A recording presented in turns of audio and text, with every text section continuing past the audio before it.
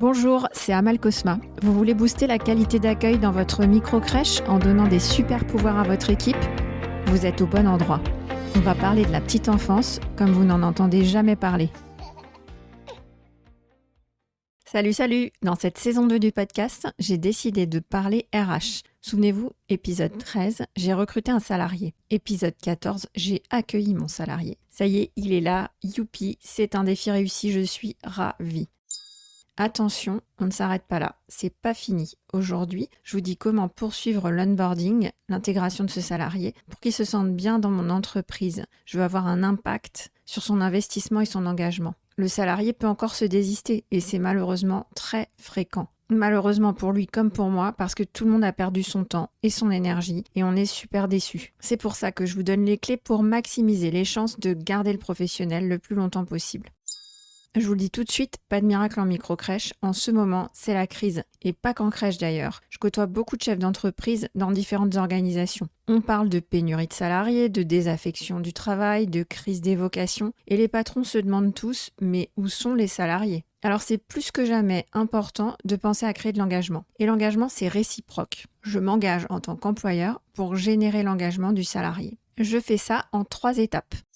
Première étape, la présentation de l'organisation du travail de la crèche. Le professionnel arrive dans une nouvelle crèche. Il doit prendre connaissance de l'organisation de notre travail et des fiches de tâches et missions des 4 postes. Il arrive à un poste précis. Par exemple, s'il est relais de référence sur le poste de 10h30, il doit être formé sur la feuille de tâches et missions de ce poste et je vais aussi lui présenter les 3 autres feuilles de poste pour qu'il puisse se représenter l'architecture globale, le rôle de chacun et les interactions des uns et des autres pendant la journée. Dans mon organisation de travail détaillée, je peux montrer aux salariés comment vont être mis en œuvre les principes pédagogiques de ma crèche. L'organisation du travail, ce sont des outils, c'est la façon dont je vais traduire sur le terrain mes principes pédagogiques. Par exemple, si l'une de mes valeurs, c'est la continuité de soins et que je mets en application le principe de référence, quand je détaille l'organisation des groupes de référence, les prises de relais, etc., ça permet de montrer comment se traduit sur le terrain ce principe de continuité de soins.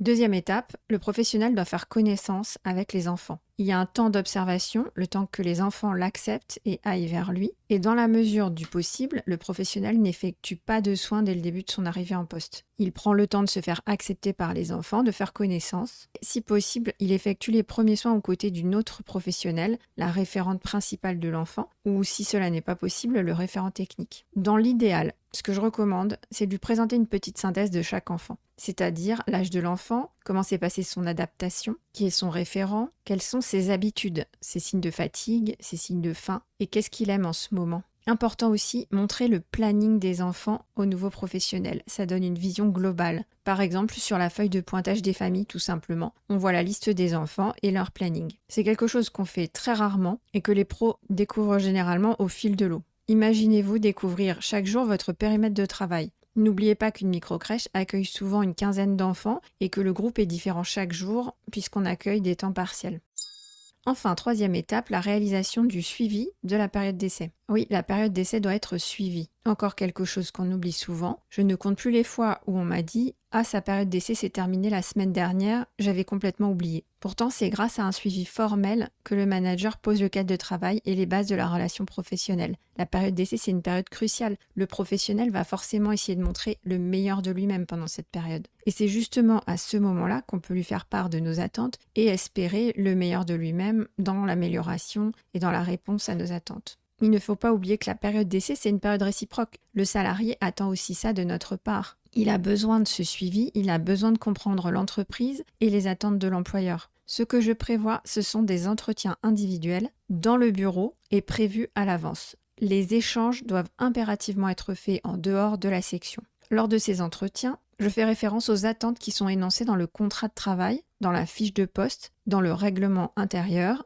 et surtout dans l'organisation de travail. Ce sont les bases du cadre sur lequel on travaille ensemble, le salarié et moi. Le manager doit s'assurer que l'organisation de travail est suivie. Le nouveau professionnel doit l'appliquer. Dans le cas contraire, le manager va demander un réajustement rapide. Si ça se passe bien, c'est top. Si vous sentez que ça ne va pas, écoutez la petite voix intérieure qui vous le dit. Et ce n'est pas une question d'affinité. Les manquements qui peuvent nous alerter, ce sont des retards, de l'absentéisme, un comportement inajusté, de la familiarité, le non-respect de l'organisation tout simplement.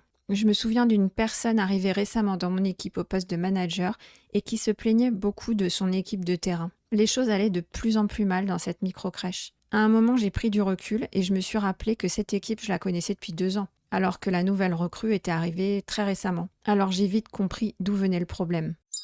La fin de la période d'essai doit être anticipée. Il faut prévoir de réaliser un entretien de fin de période d'essai qui va être formalisé par un écrit. On a 3 possibilités, soit un courrier de validation de période d'essai, donc la personne passe en CDI, soit un courrier de renouvellement de période d'essai, donc on se donne un temps supplémentaire. Ce n'est pas forcément quelque chose de négatif, ce n'est pas à vivre comme une sanction. Ça peut être l'occasion de mieux se connaître et de vérifier d'un côté comme de l'autre qu'on a réellement envie de travailler ensemble et que le poste est bien fait pour cette personne. Soit un courrier de rupture de la période d'essai. Demandez le courrier au siège et faites-le signer par le salarié au plus tard le dernier jour de la période d'essai. Alors voilà, la période d'essai est terminée. Est-ce que vous croyez que c'est fini ? Pas du tout. C'est là que tout commence.